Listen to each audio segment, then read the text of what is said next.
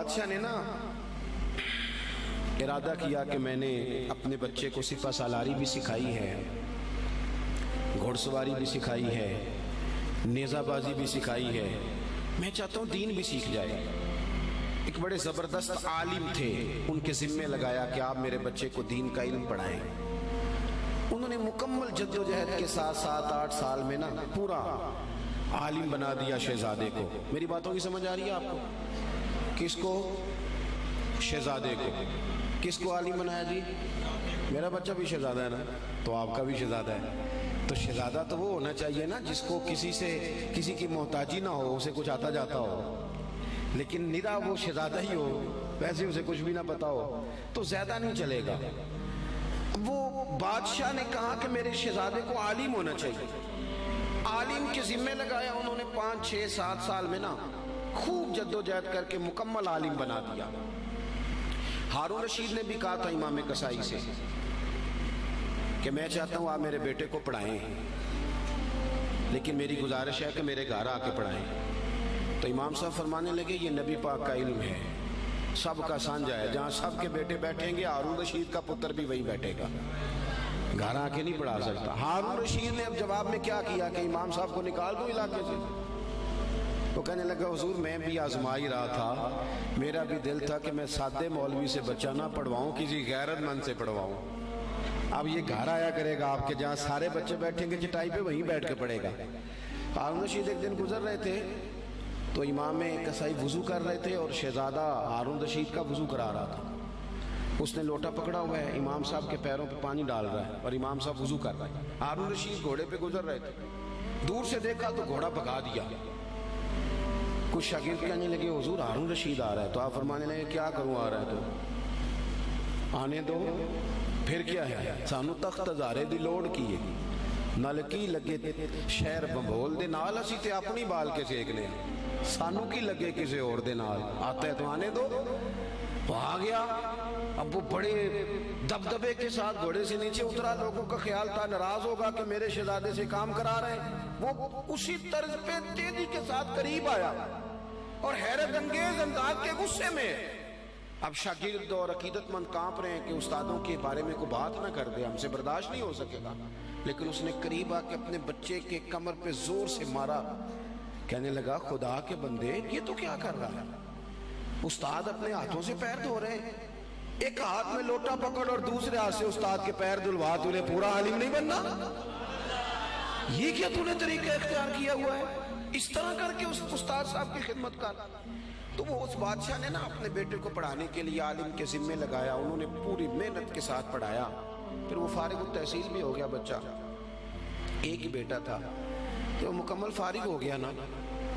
تو استاد صاحب کہنے لگے پیغام بھیجا پتر کل نا مجھے تم سے کوئی کام ہے، میرے گھر آنا۔ مدرسے نہیں گھر بلایا بچے کو۔ جب گھر آ گیا اندر سے کنڈی لگا لی اور چھڑی پکڑ لی، بہت مارا بچے کو، کمر پہ نشان پڑ گئے اور بلا وجہ مارا۔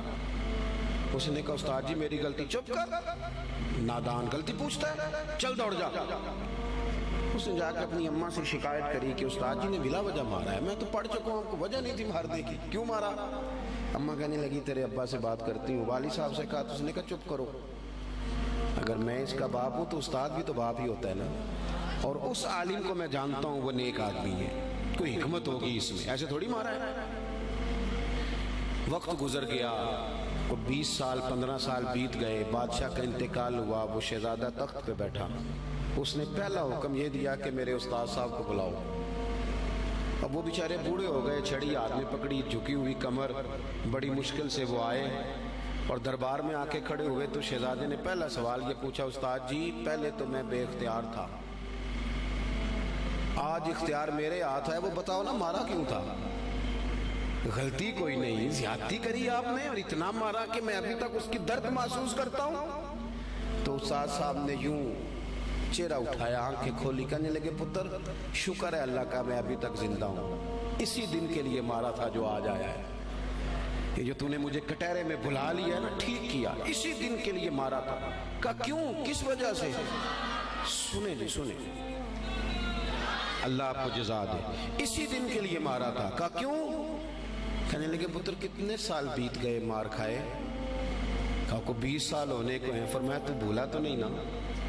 کہا استاد جی میں نے تو پہلے دن ہی آپ کو بلایا. کہنے لگے پتر بس مجھے پتا تھا ایک دن تو نے حکمران بننا ہے. تو بے اختیار تھا نا, میرا کچھ نہیں کر سکا. آج با اختیار ہوا تو بلا لیا نا. پتر تو حکمران بن گیا ہے, کسی غریب پہ ظلم نہ کرنا. اگر تجھے 20 سال نہیں بھولا تو اسے بھی قیامت تک نہیں بھولے گا. اور جب وہ اللہ کی بارگاہ میں با اختیار ہوگا تو تجھے بلوا لے گا. اس لیے مارا تھا کہ یہ جو ناجائز مار ہوتی ہے اس کی درد جاتی نہیں, اس کے نشان روح پہ پڑتے ہیں, دل پر زخم رہ جاتے ہیں. پتر تجھے آج تک نہیں نہ بھولا, اسی دن کے لیے مارا تھا کہ تیری تربیت ہو جائے. اٹھ کے اس نے استاد کے ہاتھ چومے, بٹھایا. کہنے لگا آج سمجھ آئی ہے, آپ نے صرف علم نہیں پڑھایا, آپ نے تو مجھے ہدایت بھی دی ہے. آپ نے تو اللہ کی بارگاہ سے مجھے ہدایت لے کے دی ہے, آپ نے تو میری ہدایت کی جانب رہنمائی کی. اتنا بڑا کام کر دیا. اپنے بچوں پر تھوڑا سا بوجھ ڈالے. اور میرے بھائی اگر ایک چھوٹی سی کھجور, صدقے کی کھجوروں میں سے امام حسین اٹھا کے منہ میں رکھ لے تو محبوب انگلی ڈال کے نکال دیتے ہیں. فرمایا پتر نہیں, ہمارے لیے ٹھیک ہے. ابا کیسے برداشت کرتا ہے کہ بیٹے کے منہ میں لقمہ حرام جائے؟ وہ کیسے برداشت کرتا ہے؟ ایک دوست مجھ سے کہنے لگے کہ گھر کے کونے سے نا رات کو رونے کی آواز آتی ہے, بڑے پیر صاحب آئے, بڑے عامل آئے, پر وہ ٹھیک نہیں ہوتا. میرا ذرا زیادہ قربت تھی, ورنہ ہر آدمی سے تو یوں بات نہیں کی جا سکتی.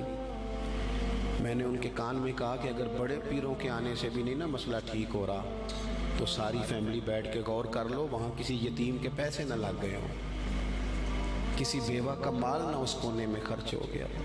یہ جو یتیم کے اور بیوہ کے اور غریبوں کے پیسے ہوتے ہیں, یہ تیزاب ہوتا ہے, تیزاب. جدھر جدھر لگتا ہے وہاں سوراخ کرتا ہے. سب سے پہلے یہ نور علم لے جاتا ہے.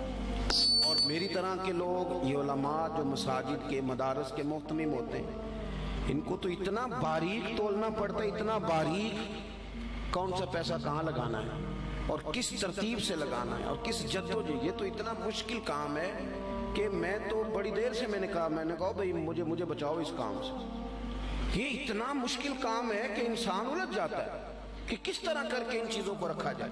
اس طرح جتنے لوگ ذمہ دار ہیں وہ اپنے گھروں کے اندر رزق حلال کے معاملے میں سمجھدار ہو جائیں. کیوں کہ میرے نبی پاک علیہ السلام نے فرمایا جو گوشت حرام سے پلے گا وہ جنت میں نہیں جائے گا. تو مجھے بتاؤ, کوئی چاہتا ہے اس کی اولاد دوزخ میں جلے؟ پسند کرتا ہے؟ تو پھر ان کو رزق حلال کھلاؤ.